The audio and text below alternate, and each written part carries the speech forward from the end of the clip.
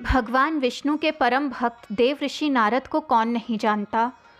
लेकिन क्या आप ये जानते हैं कि उन्हें ये पदवी मिली कैसे? आखिर कौन थे नारद मुनि? इनका जन्म कहाँ हुआ? कैसे इनके हृदय में हरि भक्ति की अलख जगी और कैसे ये बन गए विष्णु भगवान के अति प्रिय? आइए जानते हैं। पौराणिक कथा के अनुसार पूर्व जन्म में नारद मुनि ब्राह्मणों की दासी के पुत्र थे।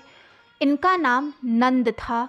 नंद को बचपन से ही ब्राह्मणों की सेवा में नियुक्त कर दिया गया। वो निष्ठापूर्वक सभी की सेवा किया करते।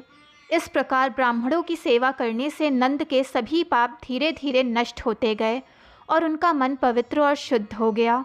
देखते ही देखते उनका मन पूजा उपासना की ओर प्रेरित होने लगा। नंद ब्राह्मणों की पूजा उपासना सुनते, फिर उसी का जप करने लगते। मगर कुछ समय बाद ब्राह्मणों ने दूसरे स्थान पर जाने का मन बनाया और जब वो जाने लगे तो नंद बहुत दुखी हो गए। उसने सबसे रुकने की विनती भी की। ब्राह्मणों ने नंद को समझाया कि आना जाना तो प्रकृति का नियम है। जो आया है वो एक दिन ज़रूर जाएगा। मनुष्यों को इस मोह माया के बंधन में फंसना नहीं चाहिए।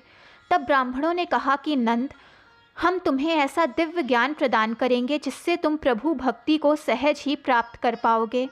ये कहकर उन्होंने नंद को दिव्य ज्ञान दिया, जिससे स्वयं भगवान श्री कृष्ण ने गीता में अपनी प्राप्ति का मुख्य उपाय बताया है। इस ज्ञान से नंद के मन में दिव्य प्रकाश फैल गया। ब्राह्मणों के जाते ही नंद अपनी माता के पास रहकर ईश्वर का स्मरण करने लगे।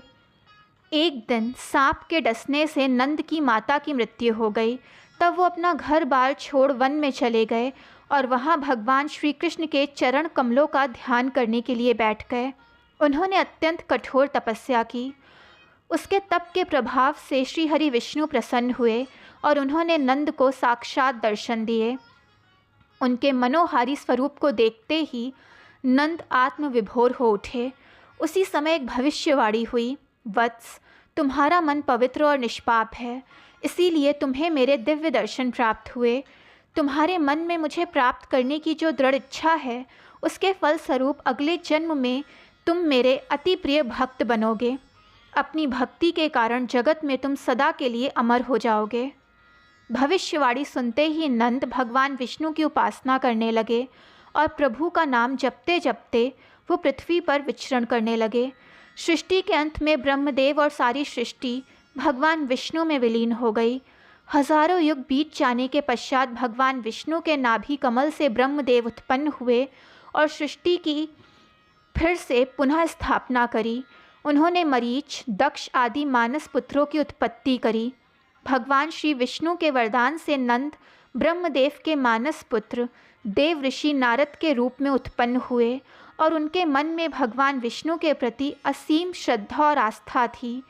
तब वो वीणा लेकर समस्त लोकों में उनकी लीलाओं का गुणगान करने लगे। मान्यता है कि तभी से वो भगवान विष्णु के परम प्रिय भक्त के रूप में प्रसिद्ध हुए। दोस्तों, वीडियो पसंद आए तो चैनल को लाइक, सब्सक्राइब एंड शेयर करें ताकि चैनल की नोटिफिकेशंस आपको मिलती रहें।